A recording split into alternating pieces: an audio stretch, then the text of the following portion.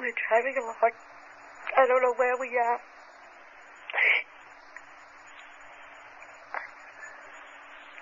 I don't even know how we got here. Betty and I, we've been driving, and I don't know how long, and we haven't even been talking. I just been sitting here feeling that something's going to happen. And I'm not really too afraid. Except right now I am. At that time I didn't feel afraid.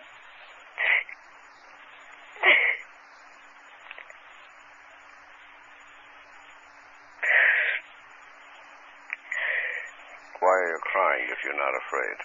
I'm afraid now, but I wasn't. Oh, I wasn't afraid. I was afraid when I saw the men in the road. Men in the road? I never been so afraid in my life.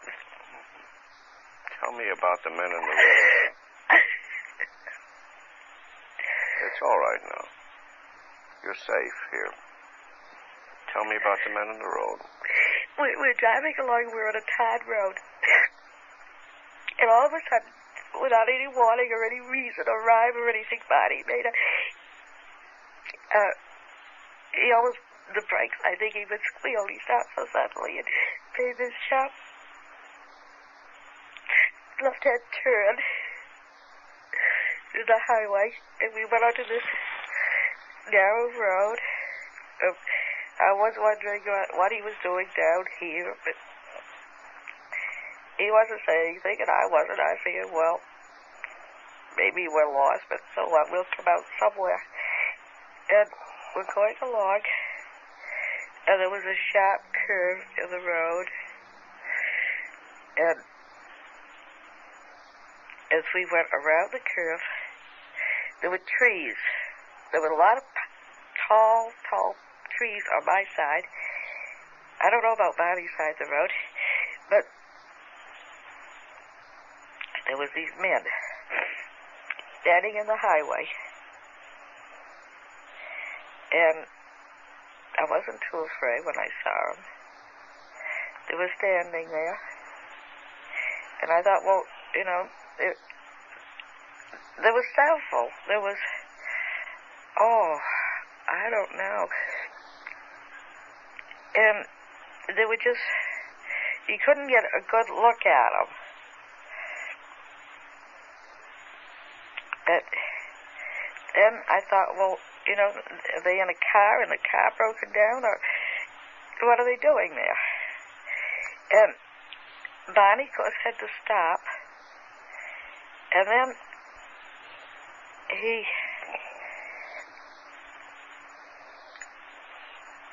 stopped the car, and these men started to come up to the car. They separated. They came up in two groups. And when they started to do that, I got real scared. And the car motor died. The car stalled. And when they started coming up, Bonnie tried to start the car.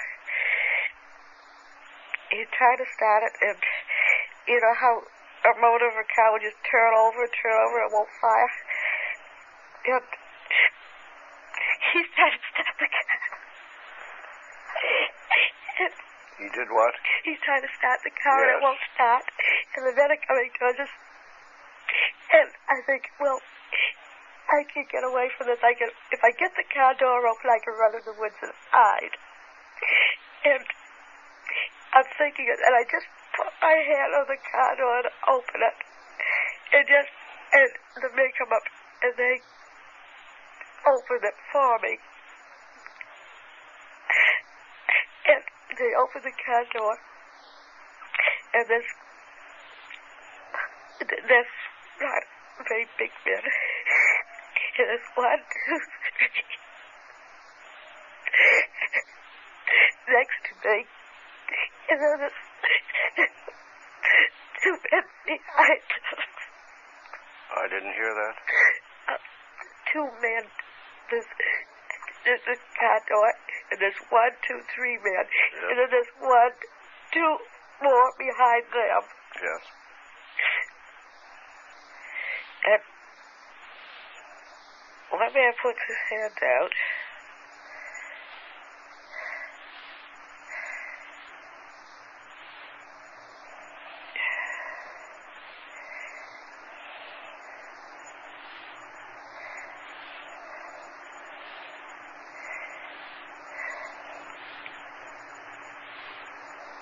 Go on.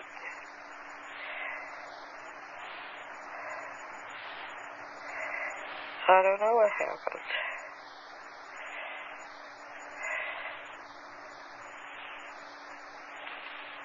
You can remember everything now.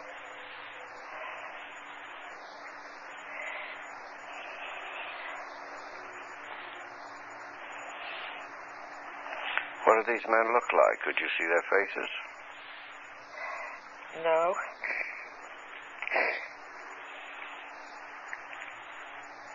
How were they dressed?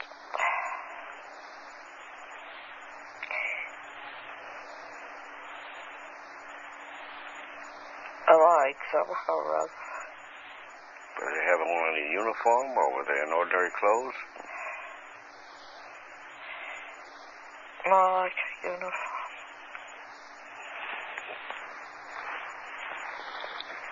Uniform. Does it resemble any uniform you know? I couldn't see. There's a couple of men behind me, and then this body, and there's a man on each side of him, and my eyes are open. My body's still asleep. He's walking and he's asleep. And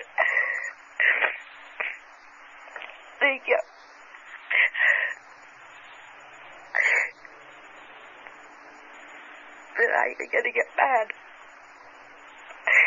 And they go, who the heck are these characters and what do they think they're doing? And so I turn around and I say, Barney, wake up. Barney, why don't you wake up?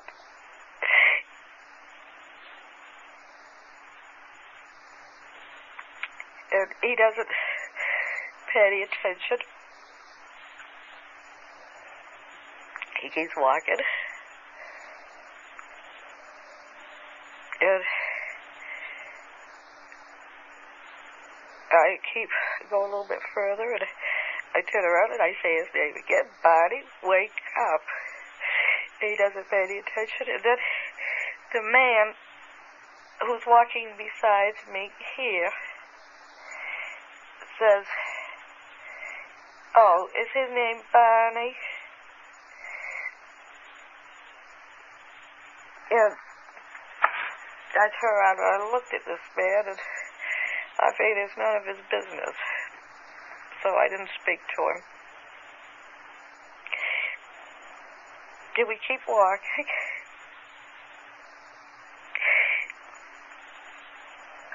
And I try to wake Barney up again. I keep saying, Barney, wake up. And he doesn't. So the man said, he asked me again, he said, is Barney his name? Then I wouldn't ask him, so that he says, don't be afraid.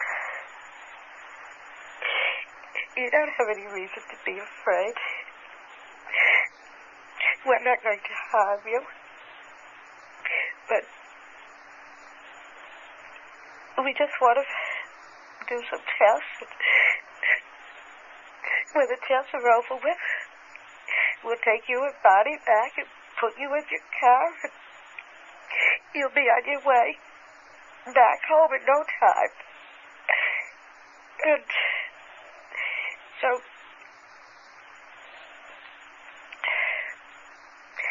I mean, he was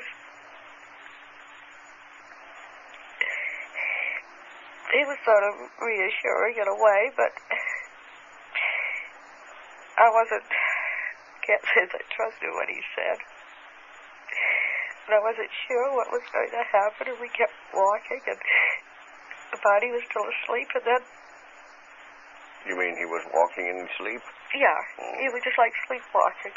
These men spoke good English? Only one spoke, the one who was on my left. And he said, and then he was more or less,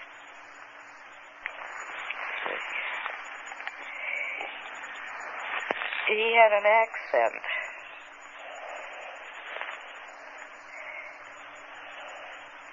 He had sort of a foreign accent. But he was very, businesslike. And so then we kept walking, and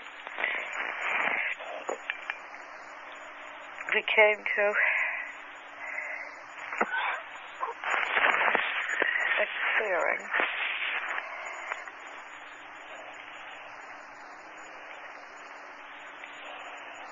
And there was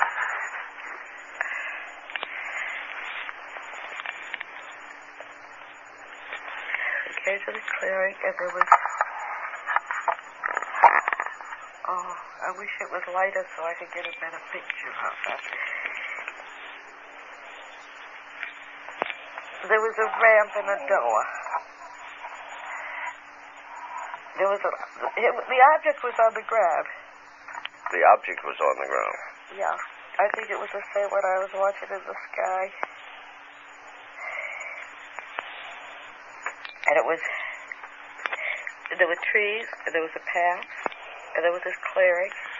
And this object the clearing I could see just about filled up the clearing.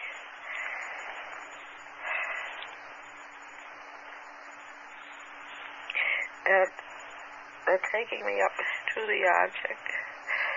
Now, I don't want to go on it. I don't know what's going to happen if I go on it. I don't want to go.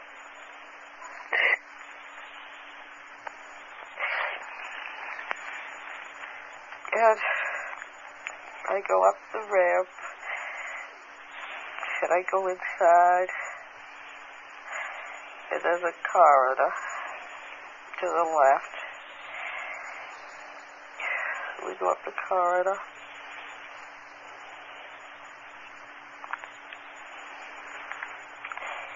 And there's a room,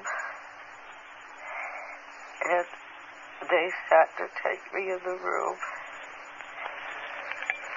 Some of the men come in the room with this man who speaks English and me.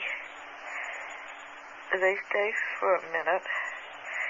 I don't know who they are. I guess maybe they're the crew. But they only stay for a minute. And the man who speaks English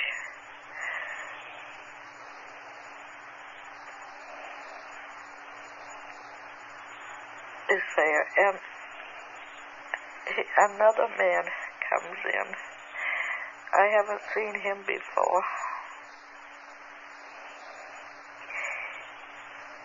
I think he's a doctor.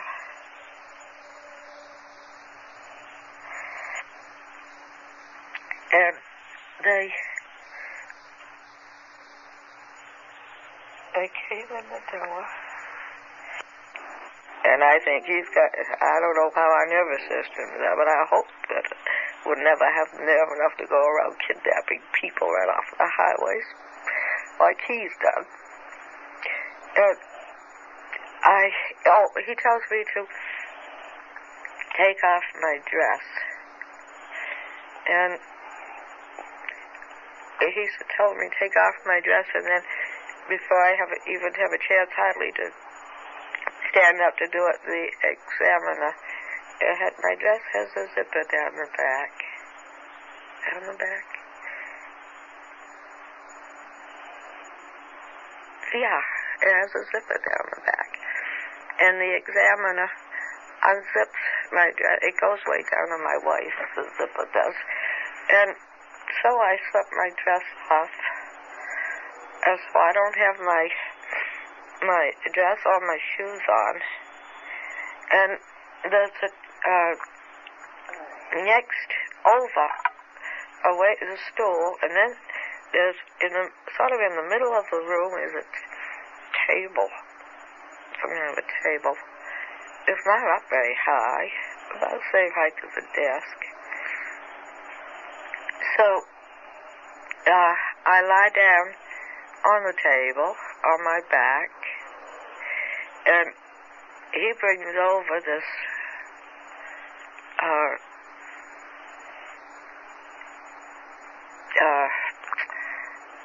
how can I describe it? They're like needles. There's a whole cluster of needles, and each needle has a wire running from it. So then they roll me over on my back.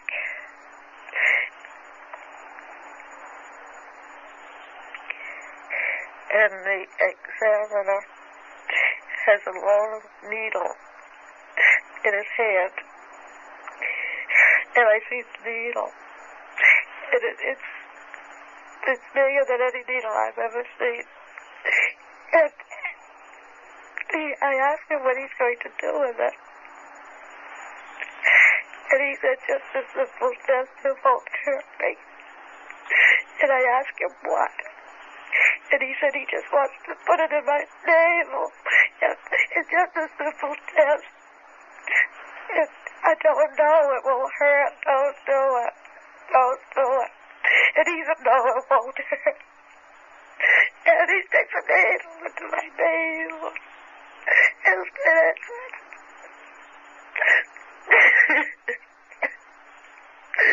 and I'm crying, and I tell him it's hurting, take it out. And then the leader, he goes over and he puts his hand, runs his hand in front of my eyes. And he says, I'll be all right. I won't feel it.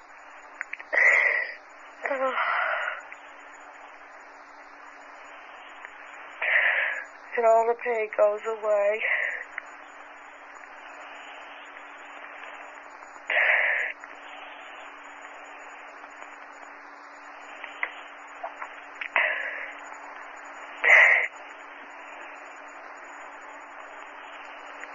Dad.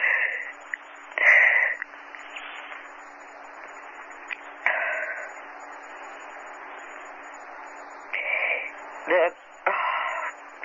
But I still, the pain goes away, but I'm still sore from where they put that, I don't know why they put that long needle into my navel. I tried to tell them they shouldn't do it. But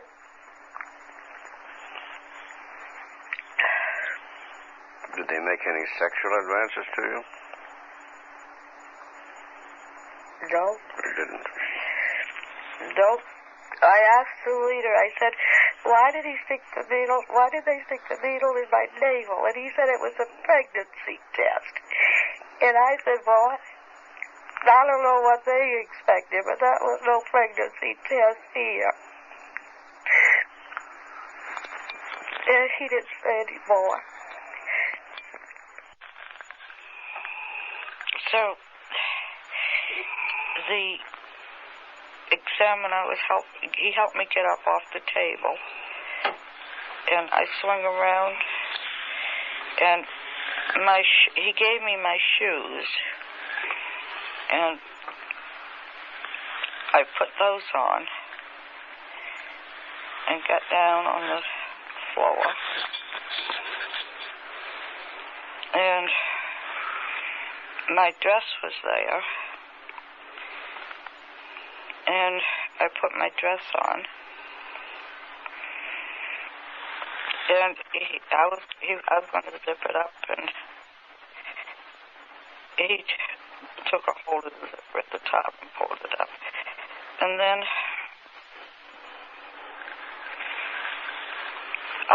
I said, I can go now. I can go back to the car. And he said, Barney isn't ready yet. And so then I began to get worried, and I asked him, why it was taking so long with Barney. And he said, well, they were doing a few more tests with him, but he'd be right along in a minute. And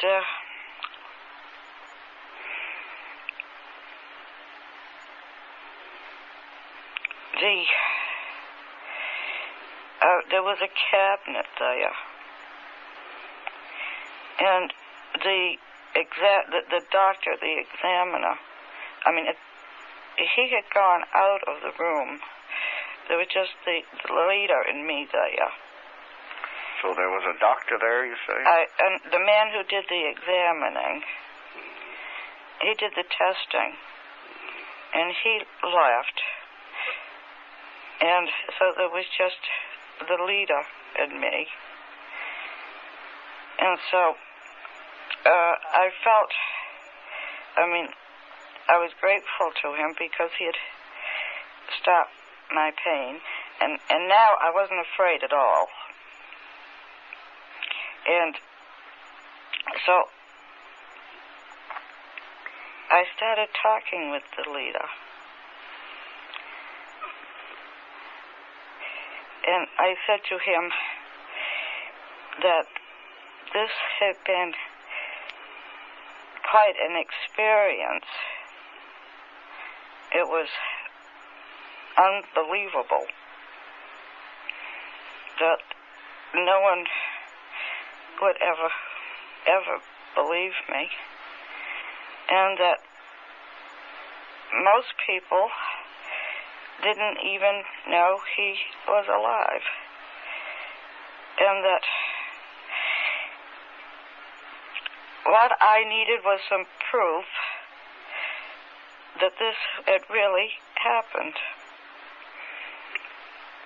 So he laughed, and he said, well, what kind of proof did I want?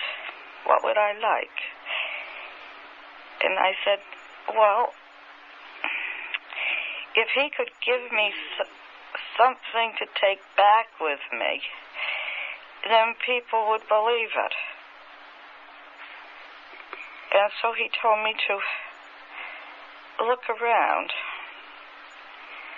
and maybe I could find something I would like to take. And I did.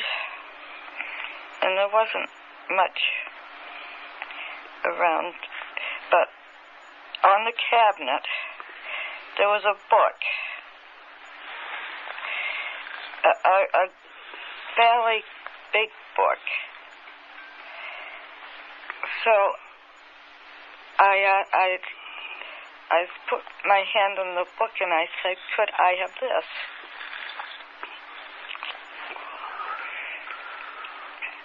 And the leader laughed, and he asked me if I thought I could read it.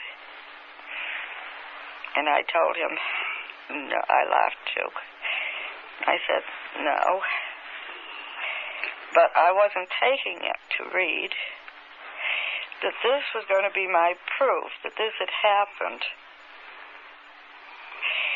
That this is my proof. And so he said that I could have the book if I wanted it. And I picked it up, and I was delighted. This was more than I had ever hoped for. He went over across the room to the head of the table, and he did something. He opened up, it wasn't like a drawer. He sort of did something in the metal of the wall. There was an opening, and he pulled down a map.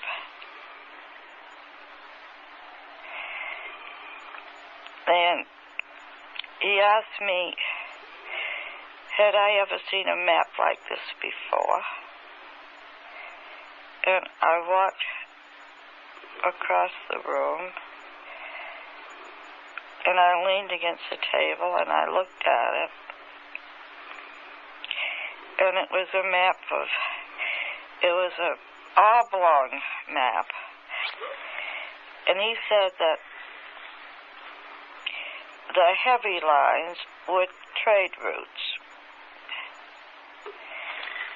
And then the other lines,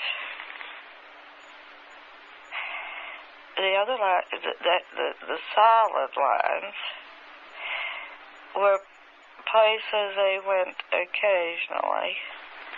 And he said that the broken lines were expeditions. So I asked him where was his home port? And he said, where are you on this map? And I looked and I laughed and I said, I don't know. So he said, well then, if you don't know where you are, there wouldn't be any point of my telling you where I am. And he put the map,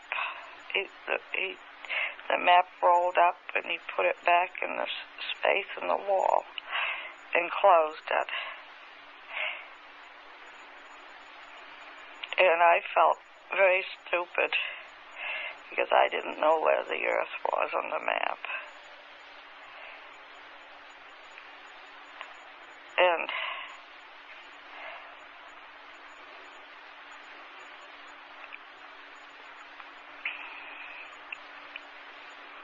I asked him, well, could he show me? Could he open up the map again and show me where the Earth was? And he just laughed. And then I got the book. I still got the book. I'm carrying the book. I got it in my arms. It's a big book. And so I went back to the cabinet and put the book down and started to look through it again. And there was all of a sudden this noise out in the hall. And some of the other men come in, and with them is the examiner. And they're quite excited. So I asked the leader, I said, what's the matter? Did something happen to Barney? What is that? It's something to do with Barney. And the examiner has me open my mouth, and he starts checking my teeth, and they're tugging at them. And I asked him, what are they trying to do? What were they doing at them? They were tugging at my teeth. Tugging at them, yes. Yes. And the examiner said that he was very excited, and he said that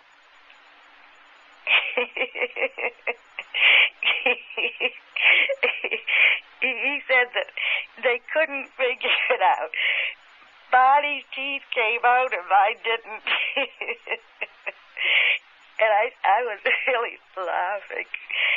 And I said that Barney had dentures and I didn't, and that's why his teeth would come out. And so then they asked me what were dentures.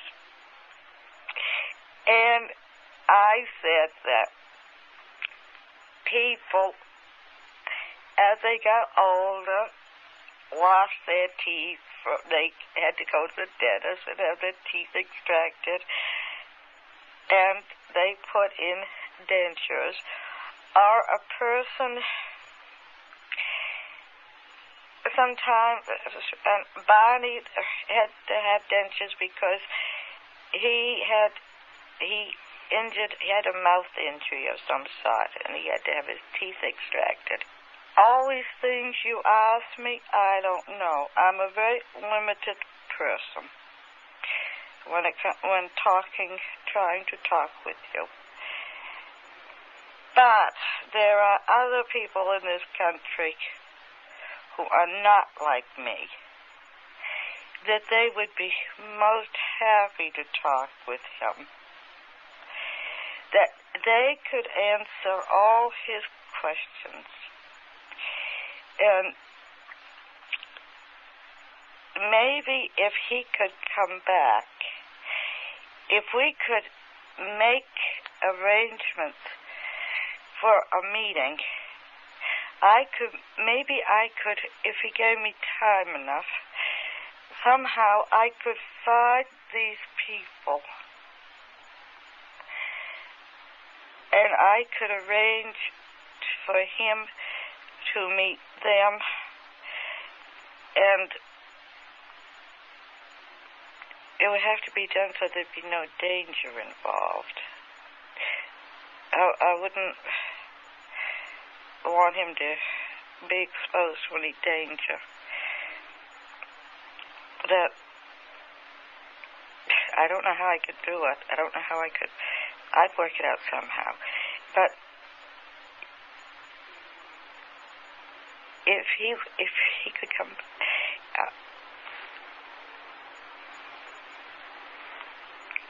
I want him to come back. I want him to.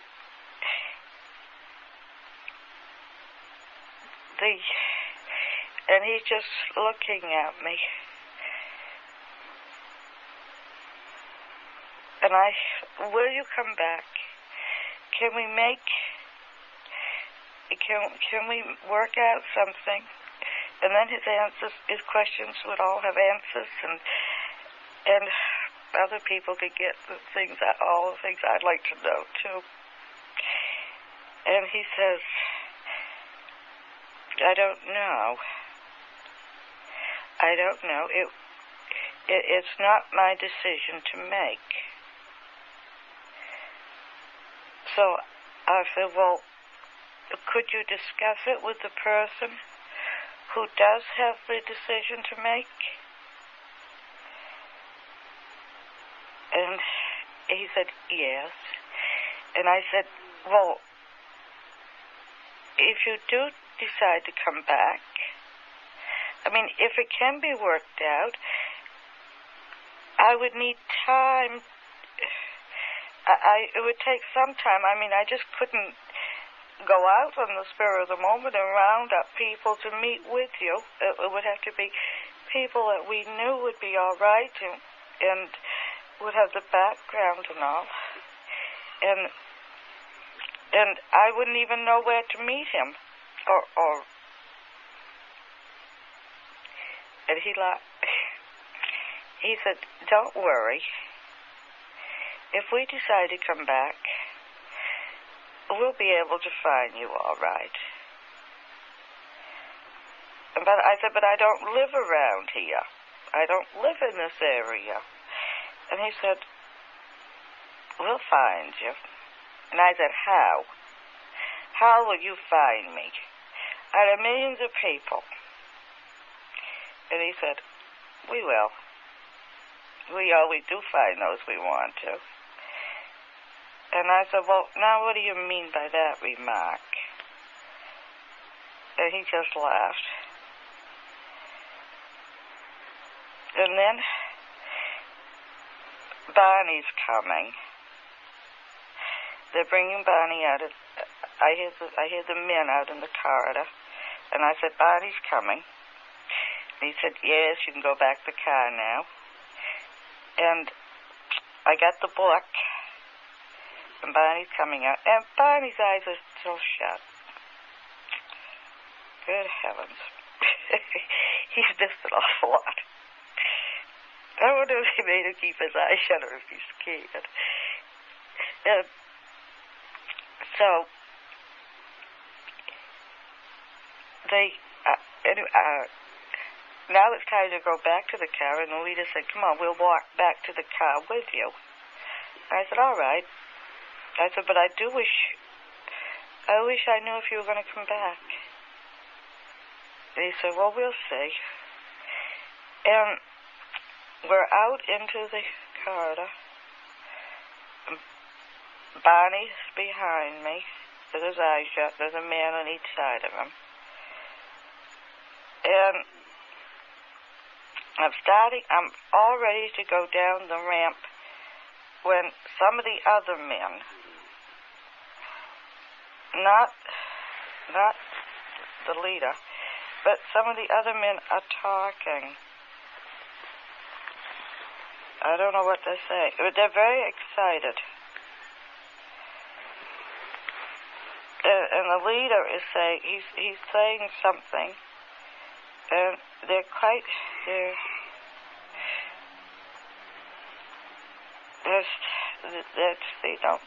undecided about something. And then,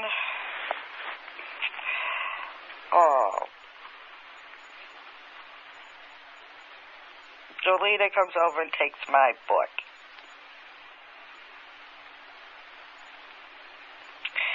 And I said, I'm furious. I said, you promised me I could have the book. You gave me a word I could have it. And he said, I know it. He said, but the others object. They don't want you to have it. And I said, but this is my proof. If you take the book away from me, I'll have no proof that this has happened. And he said, that's the whole point. They don't want you to know it's happened. They want you to forget all about it. And that's why I'm taking the book. I won't forget about it. You can take the book, but you never can make me forget about it. Because I'll remember it's the last thing I ever do.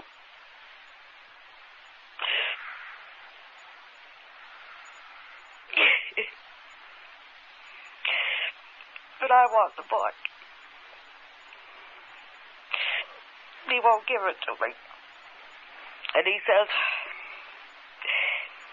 he laughs. He said, maybe you will remember. I don't know. I hope you don't. But maybe you will. But it won't do you any good if you do. Because Barney won't. Barney won't remember one single thing. And not only that, if he should remember anything at all, he's going to remember it differently from you. And all you're going to do is get each other so confused you won't know what's going on.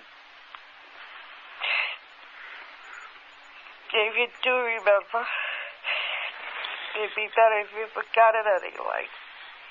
And I said, why? Well, you're trying to threaten me? Because you can't scare me. Because I won't forget it. I'll remember it somehow.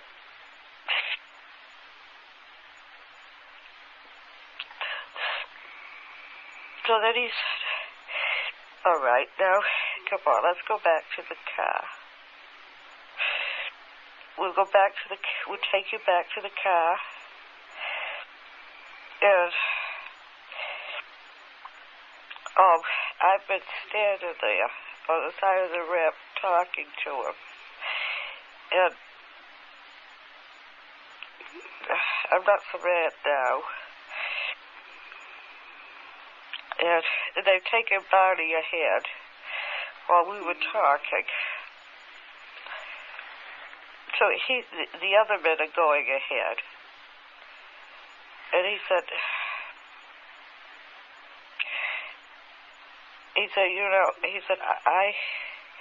I had no objections to you having the book, but the others object. And they have as much right to make this decision as I do. So I said, all right, I won't be mad at you. But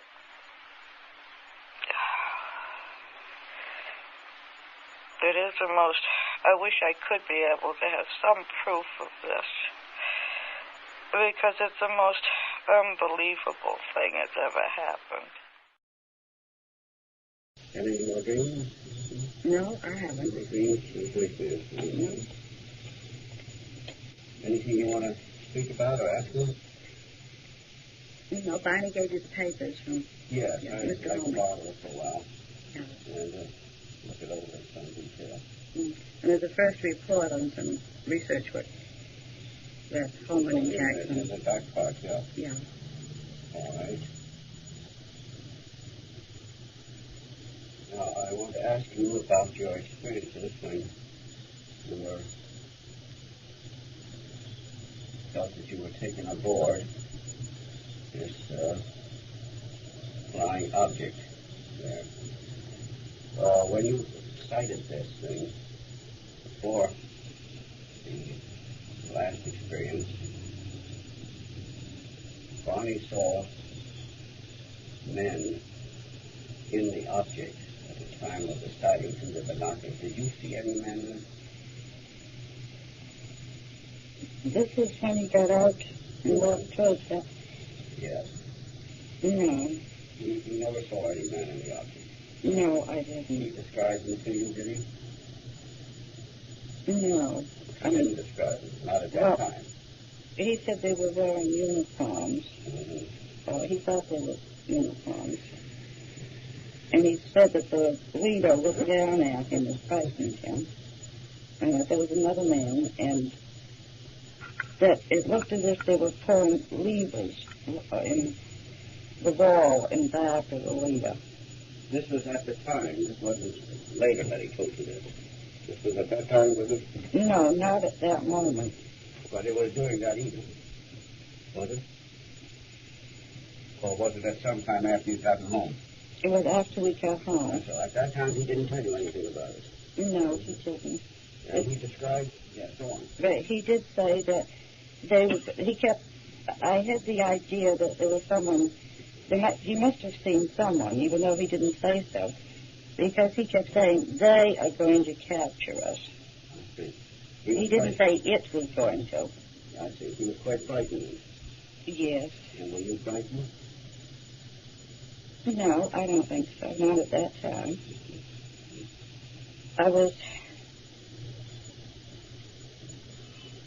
curious and interested, and I had a feeling of being sort of helpless, that something was going to happen, and I didn't have too much control over it, but I wasn't really afraid. In a way, I was sort of looking forward to it. You were looking forward to something happening. Yes. What sort of thing did you look forward to happening? I didn't know what was going to happen. Some new experience.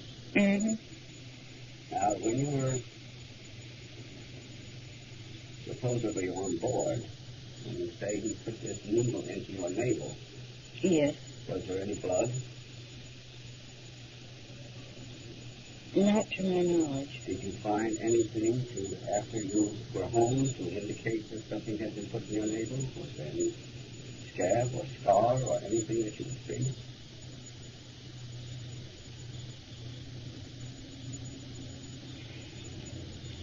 I don't remember looking. You didn't think of looking? No. So you wouldn't know, and now there is nothing, I take it. I don't think so. When the leader was talking to you, he spoke in English, you said. Mm-hmm. Yet he seemed to be of some foreign origin, Mm-hmm. and he didn't know a good many things. Yes. And he had an accent. He had an accent. Are you familiar with accents? Do you have any idea what kind of accent it was? Germans have one kind, French have another, Japanese have one kind. Peculiarities of their use of English, letters that they cannot pronounce.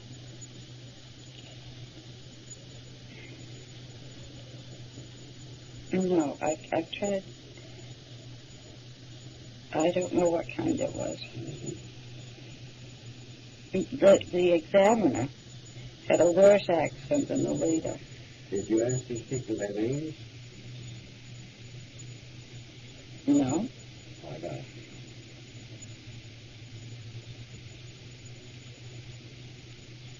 I didn't think of it. You didn't think of it. They didn't ask me my name either. But they knew Barney, I kept saying Barney's name. Well, they knew Barney's name. So they, I guess, did they? yes.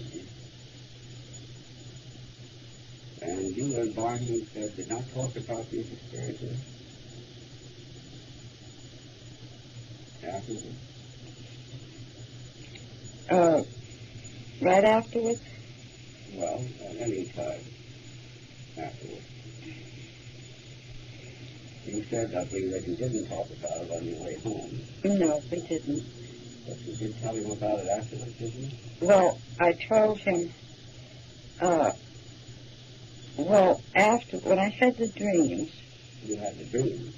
Yeah, I told him I was having nightmares. I mean, it's not really, well, they were nightmares, but they were strange dreams. And, but I didn't tell him about my dreams at that time. And then when Mr. Holman and Mr. Jackson came to the house, and we were trying to, I think it was Mr. Holman, asked us why the trip took so long to come home. And that's when I said, I remembered about the moon being on the ground. The moon was on the ground? Yes. And was that the yellow object? Mm-hmm. Or the light that you saw? It was just like a big moon. Mm-hmm. And it was on the ground. I could see the silhouettes of the trees in front of it. And Barney heard all of these things that you told us.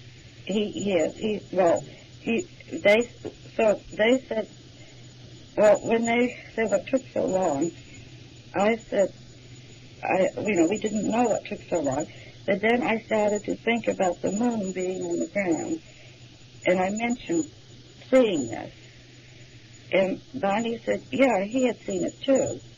And then we thought, well, we should check and see, try to find out what time the moon set that night. And to see if it was the moon or what it was. And while we were talking about this, I got quite upset. And I don't know if I showed this or not, but when this happened, I had the feeling that I thought of my dreams. And I thought, well, maybe there was some basis of, in my dreams, the last dream I had was the one of being captured. Mm-hmm. And this was I could see the men in the road. And then they were trying to pull me onto this object. And it seems so in my dreams I walked up some steps. And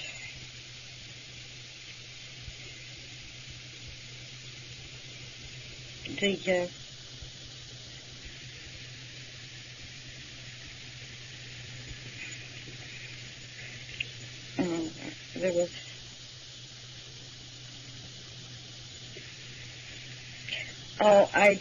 I dreamed of them putting the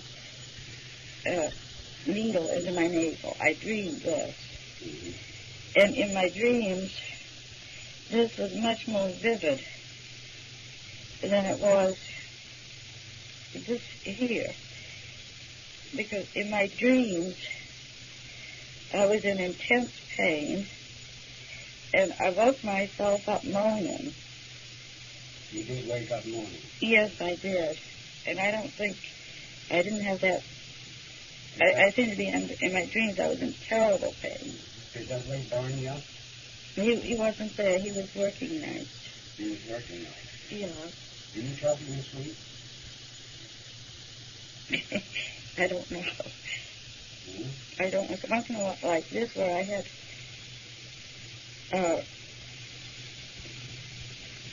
I felt as if I had woken myself up moaning. Well, some of these things you did have when Barney was there, didn't you? No, I think he was working nights. I think you mean every time you dreamed? Yeah, because, yeah. But did you tell him about the dreams? I told him I had dreams. But he wouldn't, he didn't want, he didn't want anything to do with them. You know, he wanted to,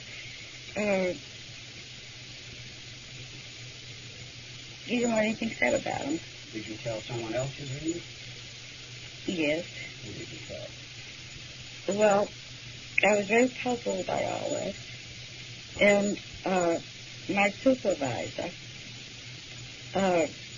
see, my supervisor in Charlotte comes out of the state office, maybe 3 days and 2 weeks. Well, when she was going to be in Portsmouth for 2 days in a row, she would stay overnight. And Barney was working nights. So she and I would usually go out to eat, and she would come back to the house, and we'd sit around and talk. And so we did this for a while, and then, I don't know, I brought it up, because this was bothering me. And I showed her the report that Walter Webb had written, and she was very, very interested. And she seemed to be open-minded about it, and very interested. And then afterwards, I told her about the dreams, and we talked about them once in a while, and she had said, one day she told me that, she said, well, Betty, for heaven's sake, why don't you realize that this has actually happened to you? She was the one that said it actually happened to you. Yeah, she said, this must have happened to you. Because if it had not happened, then you wouldn't be reacting this way. You wouldn't be dreaming about it. I wouldn't, and I wouldn't have this concern about it. I'd say, well, it was a dream altogether. And then I began to feel that something had happened. I wasn't sure what it was. But that, there was something more than what I could really, actually, truthfully say I could remember. Now, sometime was she the only one you told your dreams to?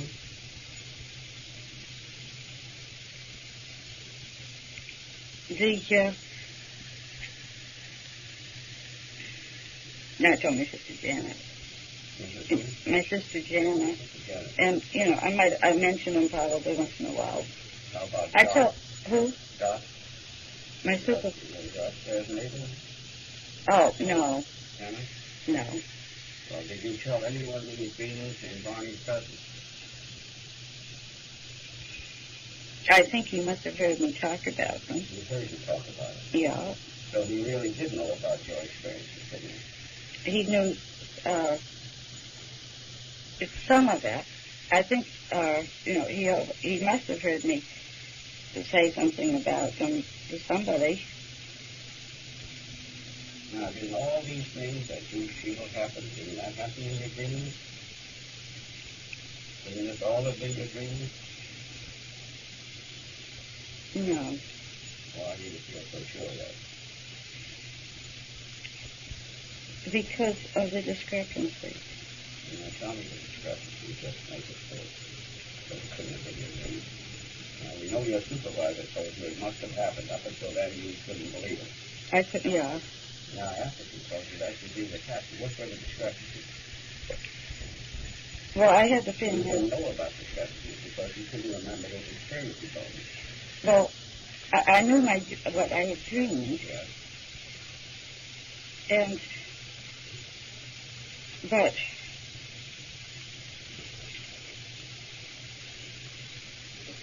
it was different. This is different. What makes the difference? There's so much more, and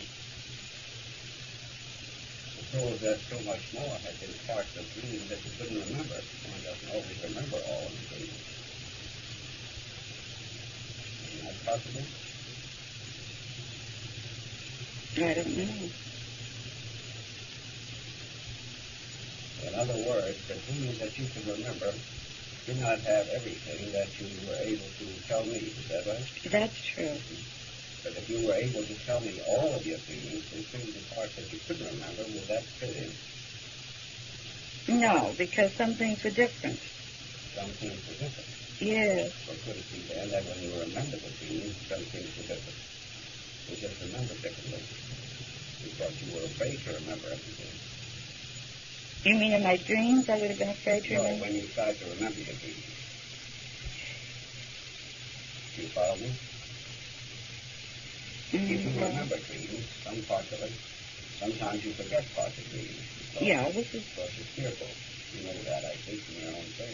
Mm-hmm. And then there might be some parts of the dream that are misremembered for a certain reason. Is that possible? Well, now in my dreams I walked up steps. And here I didn't walk up steps. I walked up a ramp. Yeah. And is that a very significant difference, you think? I don't know. You walked up. But the map, I could almost...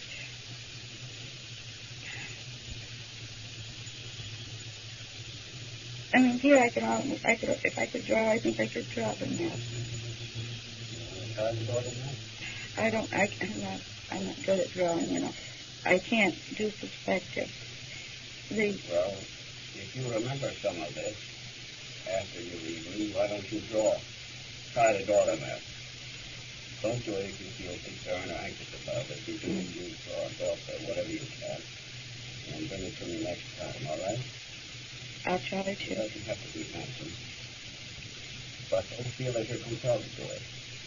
Okay. And it just feels that way. And also some of these other things. Now,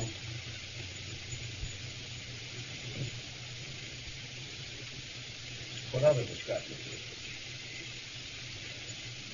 You mentioned the difference between the ramp and the stairs. And,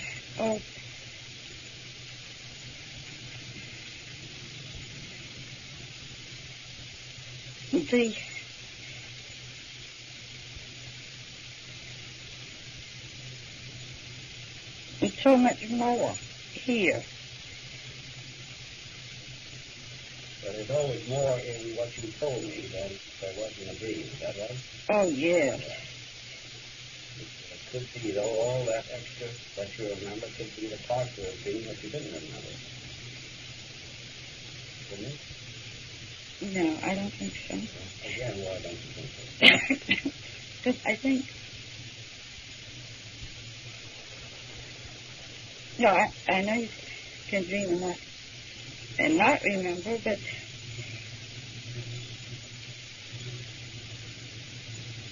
I'll give you a count of experience for these men who choose to speak our language and yet didn't know a lot of things about it, like dentures and aging and things like that, and you thought they came from another world, I think, didn't you? Mm-hmm. Yes. How did they know all about this? How did that happen? Did you try to explain that to yourself?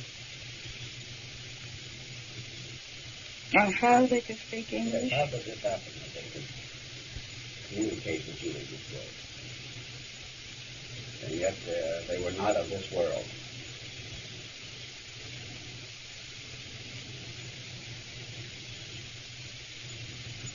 Maybe they've been studying us. Yeah, but you mean they would have had to come here and know us and everything else, wouldn't they? Mm-hmm. Yeah. And they probably maybe pick up some radio But stations. in a dream, this could all happen.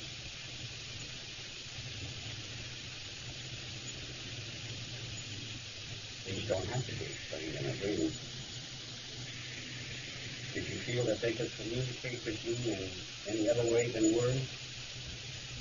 Were they able to transfer thoughts?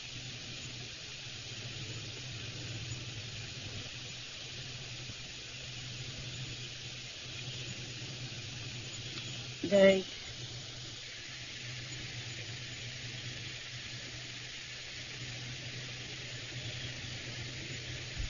I don't know about that. Do you believe that thoughts can be transferred? Do you believe that? Yes, Do you believe I that do to a certain extent. Have you been able to transfer your thoughts to anyone or to see someone else's thoughts? Your Barney and I'm always saying the same thing at the same time. I mean, this type of thing. But do you communicate in any other way? Could you have communicated all of this to Barney by thought transfer? Possibly. You don't think No, I don't know if I would believe him to that extent. I mean, like sometimes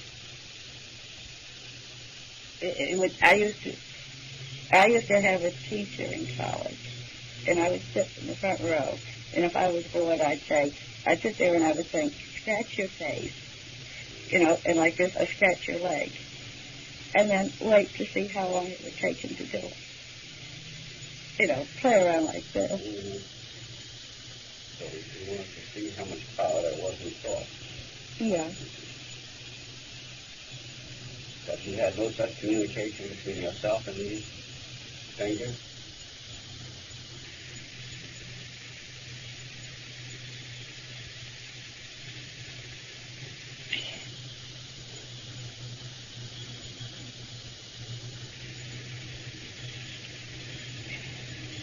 I don't know if I did hear him in English.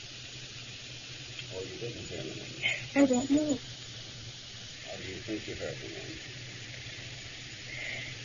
I've been telling myself I heard them in English with an accent, but I don't know. Was it in any language, or was it by thought transfer?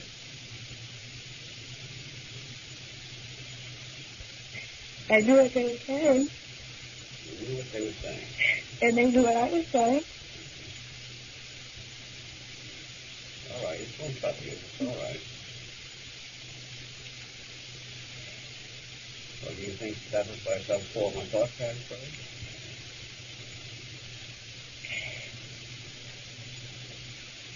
They could have been.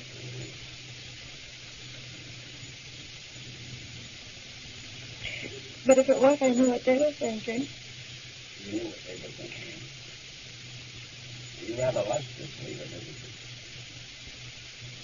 I was afraid of him at first. But afterwards? Well, when I began to feel that they weren't going to harm me. So it all worked out, so you're not harmed and everything is all right. Yeah. All right now. So you're tired yourself. Mm. Any reason for it? No, I don't think I've been just so tired. Everything that I had to say. They help you? Mm-hmm. Have you recalling much of your experiences? Yeah, I think so. Mm-hmm. And I've had a couple of nightmares.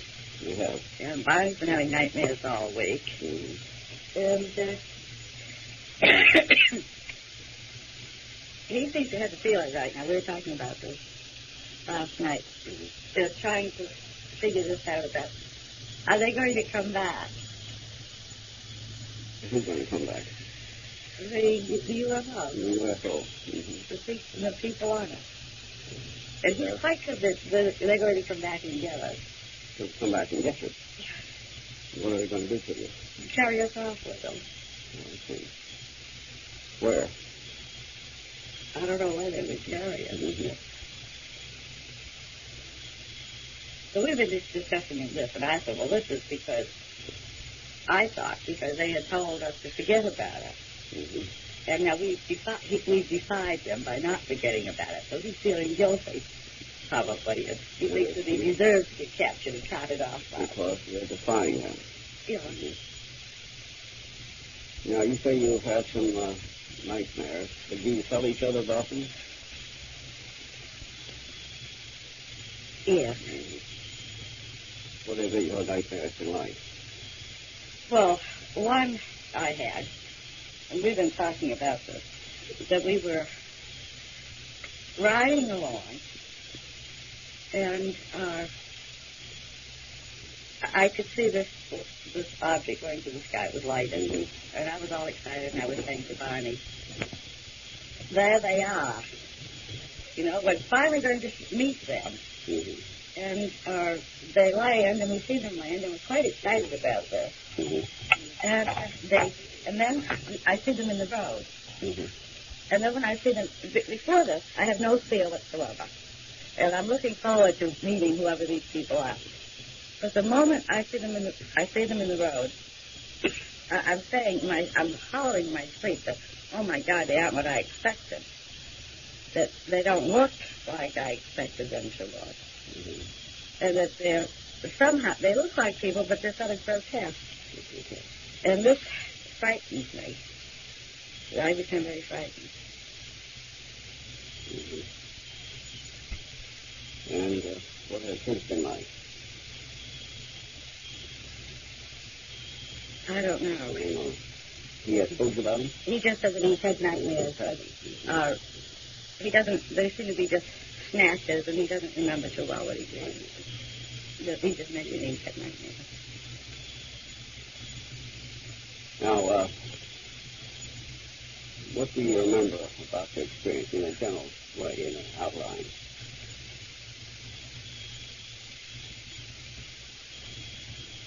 Well, because I remember what I remembered before about seeing UFOs.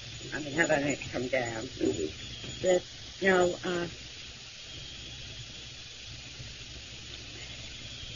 there's something about this.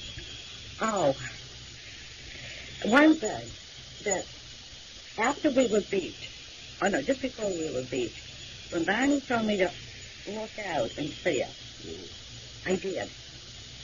You did it, well. I looked out and I thought, but I kept saying I didn't see it because I was expecting to see the light. This is what I was looking for, and I didn't see the light. Well, what did you see? I saw the bottom of it. I see. And I could, it was right over the car, so that I couldn't see. It was a bright, light night, and I couldn't see the stars. And I knew there was this big, dark mass over the top of the car. This was going away. This was directly over the car. How about that period of time that you didn't count for? You remember any of that? That Mr. Holman pointed out? Oh, yes. What did not happen then? About going around the corner and the side road and the men in the road. Yeah. I can remember that. And after that? I can remember I was asleep and walking in the woods and going on the ship. You remember going on the ship? Remember what happened on the ship? Being examined. You do remember that now. This is what we had forgotten. Mm-hmm. So I will take it that you have been in sea distress. As I told you, you would remember those things that you could remember without being sea distress. Even though you have had nightmares. Yeah, well, I had the feeling of those so many things that it's just churning. So many things I want to remember, and I gotta. Yeah, well, don't struggle with it. No. Don't struggle with it. And if you have these dreams, they will be dreams. Now I want you to tell me your dreams. The dreams that you had, and which you told to some of your friends and to your supervisors. Tell me the main dream of it now. Tell me the main dream. The one that has the most in it.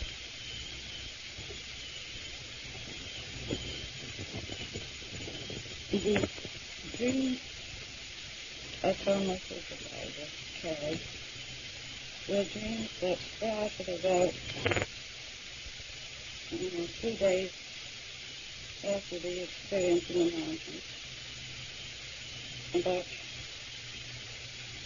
2 weeks after the sighting. And the first dream that I had was that I was walking in the woods, going up a path, and that there were men with me, and Barney was with me. He was walking behind me, and there were men with him. And I would speak to Barney, but he wouldn't answer.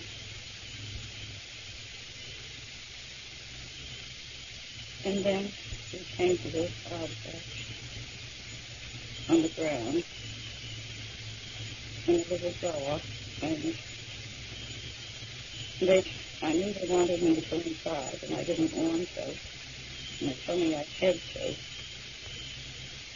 And I went up the steps, and I went inside, and there was a room, and they told me to go in the room, and they took Barney. I wanted Barney to stay with me, but they took him to another room, and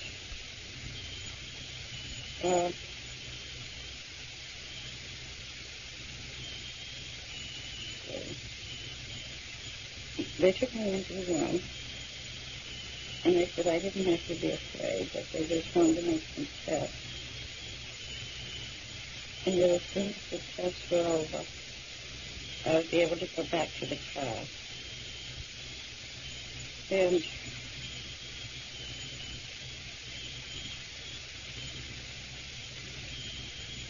they gave me the daycare.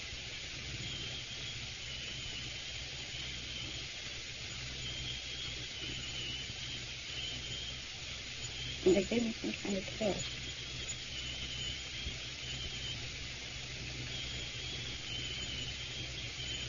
If you remember the test. They gave me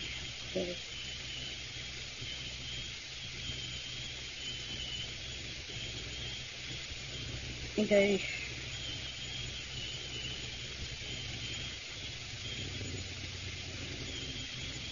like a physical, they looked at my mouth and my nose and my ears.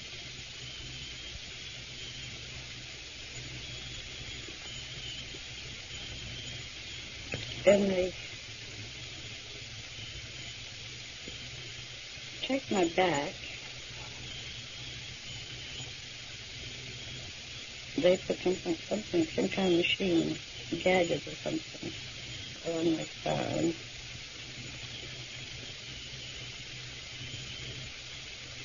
And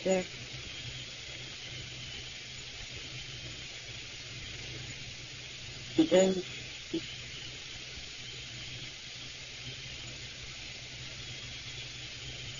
some of the tests were done. I was sitting down on a chair, and then when they did my back, I was on a table.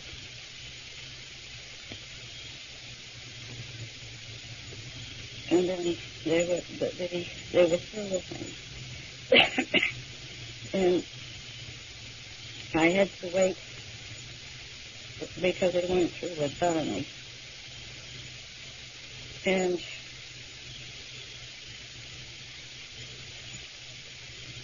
while I was waiting, I was talking. In my dream, I was talking to Leela. And while I was talking with him, one of the men came in with Barney's dentures in his hand. This in my dream, and this is very funny because me because Barney is very sensitive about this. And most people don't know he wears them. And he doesn't like to let people know this. And I thought, well, he's going to be angry about this. And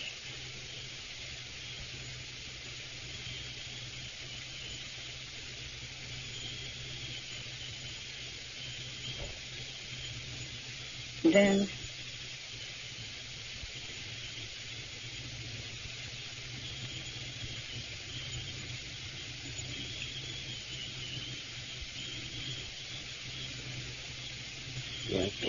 I talked to it then. I talked with the waiter. How were you able to talk with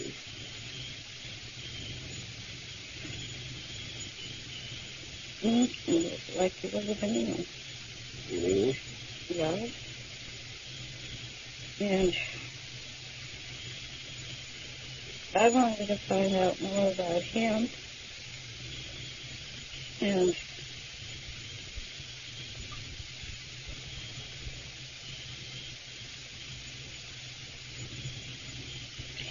there was a book on the table, a nice table cabinet, and I had to look at it.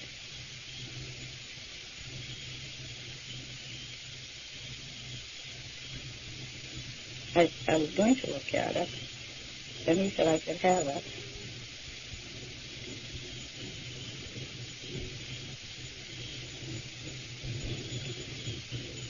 And then Barney came out of the other room. And then the leader changed his mind. He wouldn't let me have the book. Mm-hmm. Hey, why not?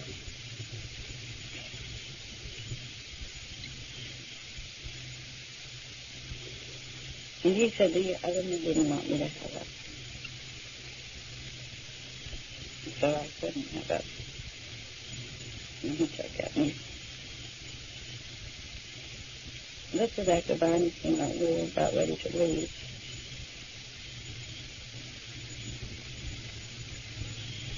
And then they took us, they took us back to the car.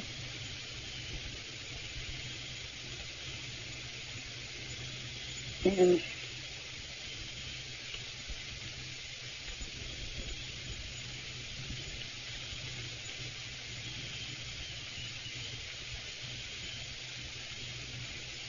we waited until they left.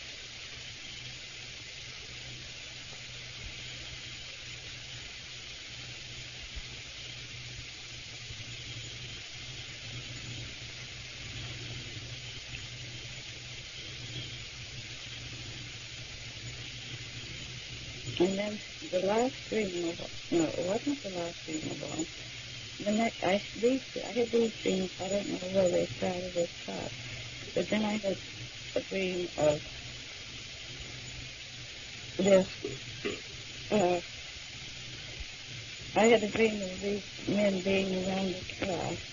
This is a series of dreams. This is the last dream I had. But these men were around the car, and I couldn't get out, and I was afraid. And I was trying to get out, and I couldn't. And I woke up on the screen. And I only had these dreams. I just had a series of them, probably over a week's period of time. Did you tell Barney? Did you wake him and tell him your dreams? He was working nights. Oh. He wasn't home. But I did tell him that I was having some nightmares, because I usually don't have nightmares. Well, now, this was the major dream that you just told me. There were others.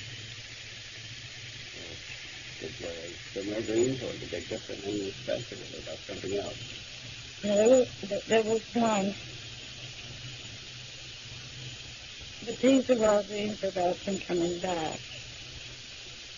About them coming back? Yes. That were sort of Well, there was one that I've had 2 or 3 times. And in this dream, I didn't tell us to pray either because I said this off and on over a period of time. And,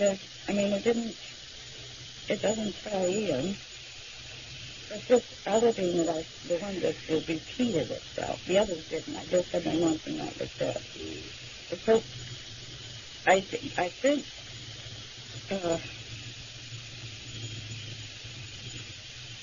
I just stated that this was because I had been frightened, and this is why I was dreaming this dream.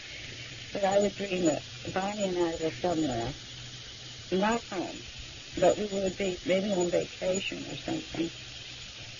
And I would look out the window, and I would see waves and waves of UFOs coming. Not just one. The sky would be all lighted up with them. And I would say, oh, Barney, come on, let's go out. They're back. Let's go out and meet them. And then they would start doing something. I don't know if it was dropping bombs or what. But the whole world would get on fire. They would be all aflame, like a bombing. I suppose I've never seen one. And then I would get very frightened and say that they wanted that they wanted to destroy us or capture us or something like that. And that's been recurring to you. Yeah.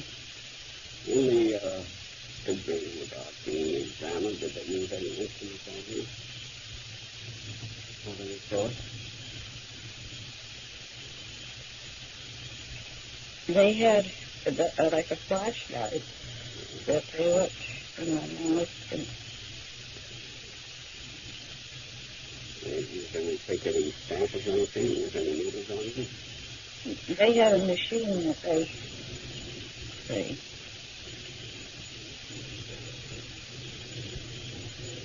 that they had, it wasn't needles, but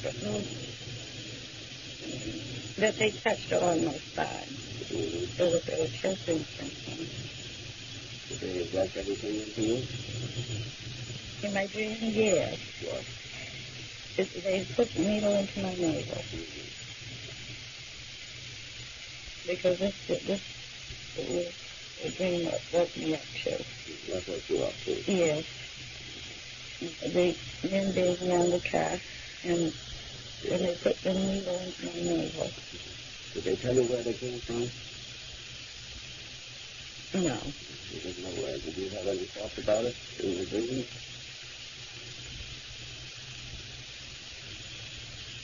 Or you just took it for granted?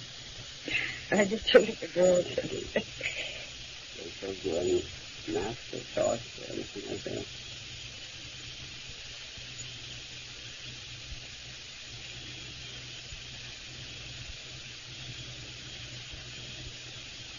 He was going to show me. He went over.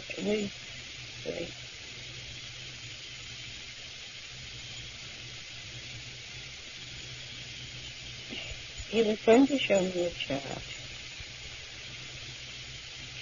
And he pulled it down like a little window shade. Mm-hmm. And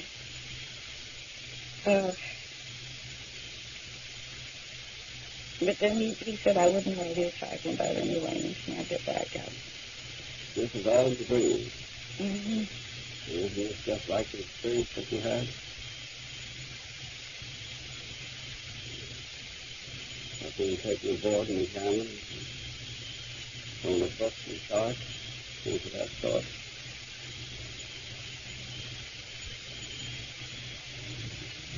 I don't think so. Well, what's the difference? Where's the difference? Where does it differ from my dream from what really happened? Yes, and what you told me happened.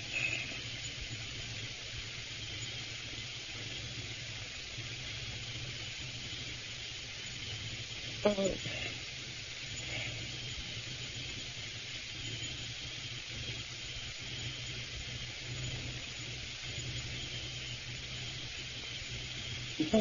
There The way I feel about them is altogether. The way you feel about it. Yes. What is the difference in the way you feel?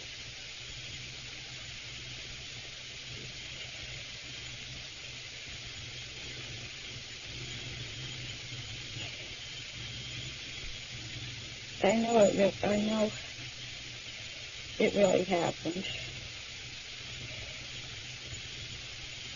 And yet it's the same as your dream. No, it isn't. Where is the difference?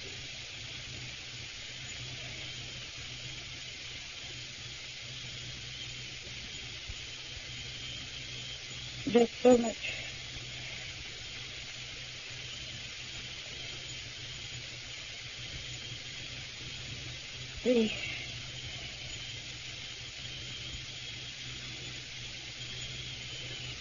What really happened, there was so much more to it. And Well, what was in what really happened that wasn't in the dream? the men, But they were in the dream, weren't they? yes, but they weren't like they really were. And Different.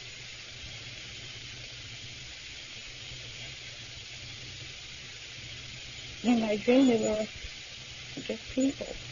They were what? They were people. Yes. Weren't they people in the other? No, What were they? I don't know. They were. I keep trying to. I want to see what they look like, and I can almost see them, but then I won't let myself. What you describe them to me?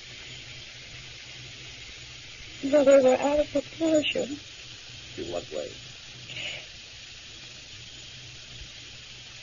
They were short. I know that.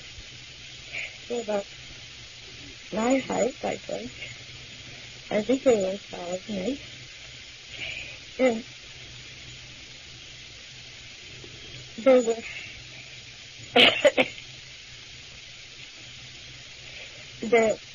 their bodies were different. They had the chest.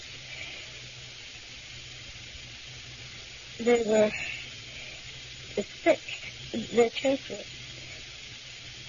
thick. They were almost, they weren't round in the waist up, but they weren't wide and flat. I'm not making sense.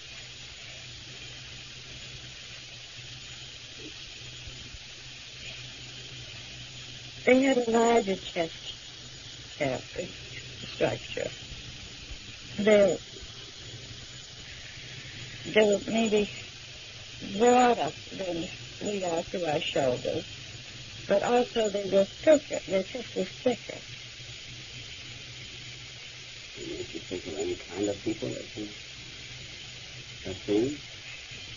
No. No. Mm-mm. Short people with fairly heavy bodies. They had, but it wasn't their whole body, it was just their chest. They had, their hips were not too wide, and they were slender hips. And in the dream, they didn't look like that? No, What did they look like in the dream? like people. Like people. These were people on different body clothes. What's the pattern?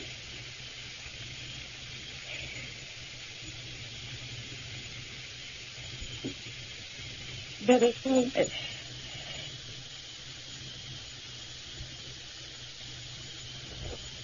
was more than that.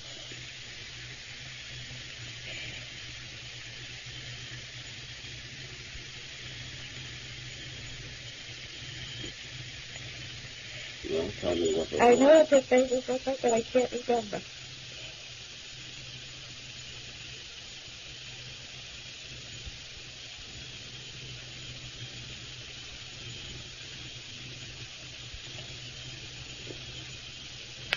I want to say that their faces look like people, but I can't say what they did, but I can't say what they did look like. They talk like people.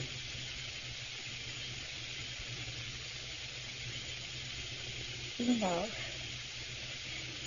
How do they talk?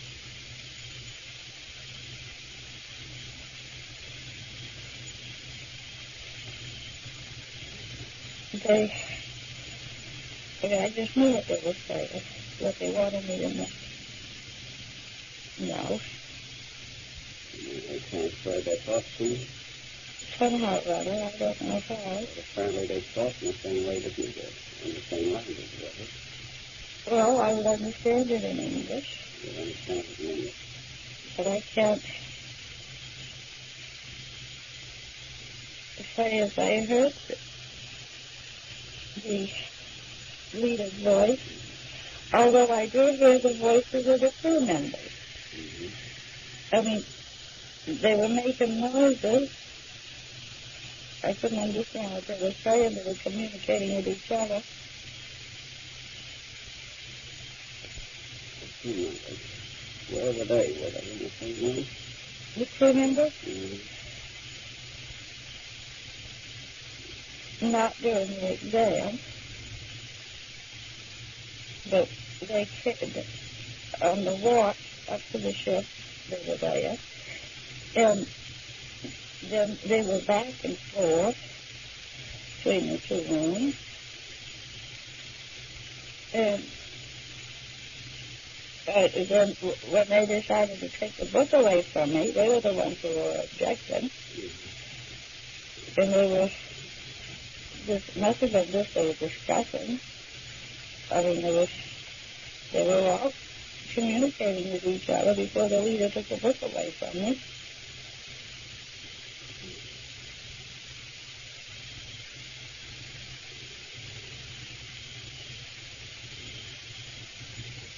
Well, so far, the only difference we have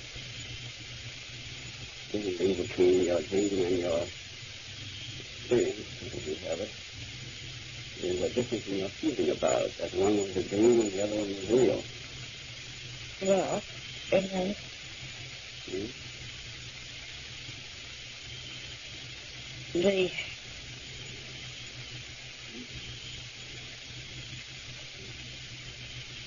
I know I looked at the book,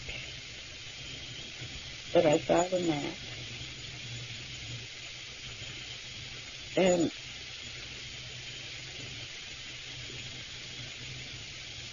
was the book printed or written? it has symbols. Not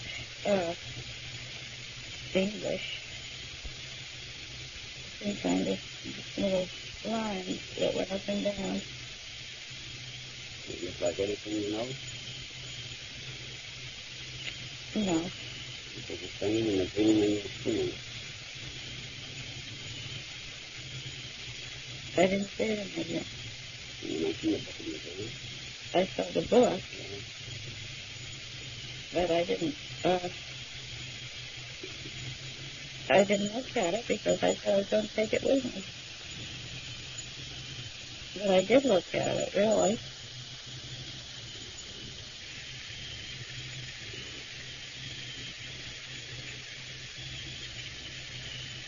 And the men were different. Then I dreamed and what they really were. Well, you say in a dream they look normal. Yeah. The ones you described also look normal as far as I can see, except that they were short and described as short and having a large chest. And normal men can look that way, can't they? Not like this. Not like that. No. I never seen people who look like this. They look like any of those pictures you've seen of people from outer space, like Martians. I don't think I've ever seen it. You haven't seen some of the pictures that they have of those things. No. Or I might have somewhere, but I don't ever remember. I always thought it was something with spiders. Those spiders. Yeah. Did you ever dream of the spiders? No. Did these appear in any other dream? These men? Yes. I didn't dream of them. You mean? Any of it appear in any other dream? Well, all your dreams tend to be alike. What do you mean? Well, you dream quite a bit, haven't you? Yeah, I had these dreams. I had them once, and that was the end of it. Except for the dream about the UFOs coming over in large numbers to attack. Were any of your dreams of sighting a UFO? No. Mm.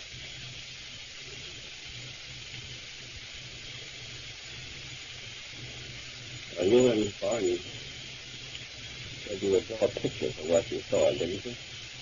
We did, yes. Did you do it? Yeah. This was right after the sighting. Mm-hmm. He went in one room and I went in another. So what did you do with pictures? I think they're found in the drawer. I'm not sure. Did you bring them into the house? We'll see if I can find it. Because his drawing and my drawing were just exactly the same. So those are the sightings? Yeah. Nothing else? No. And did you tell me that map? And I forgot to bring it. You forgot to bring it. Yeah. You bring that map, huh? It's a very poor map. I'm a terrible drawer. Not important right now.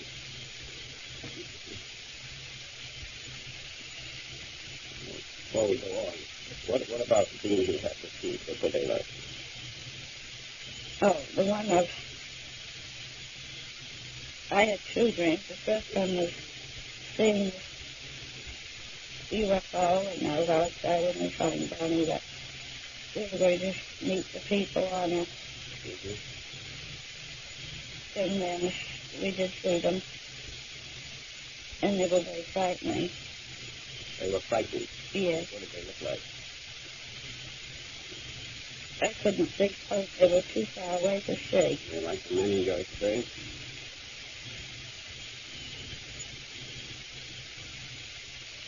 I would say so.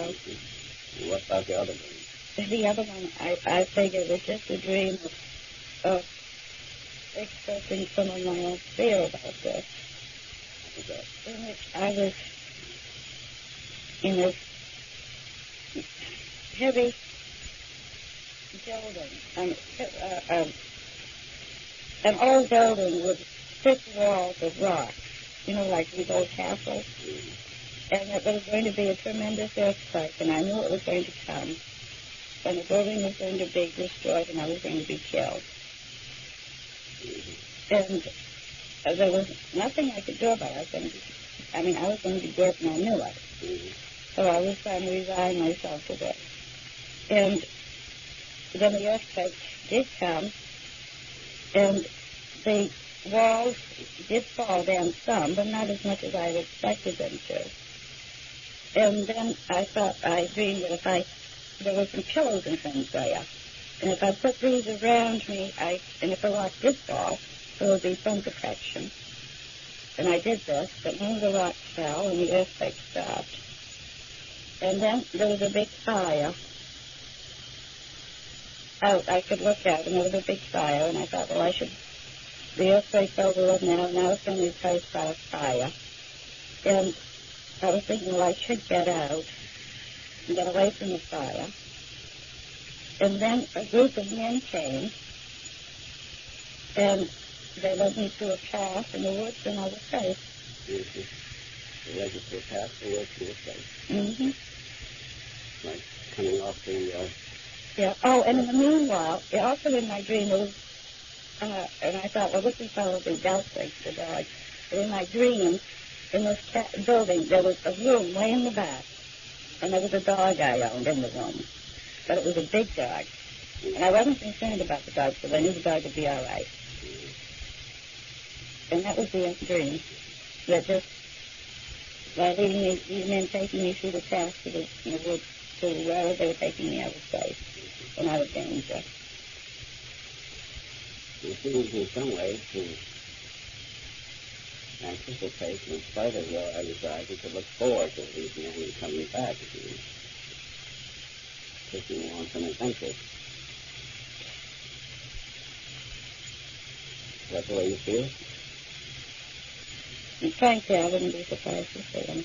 Mm-hmm. Would you like to see them? Not right now. Not right now, when? If I could get over being afraid. Mm-hmm. Right now, I think I'd die of fright. I saw him again.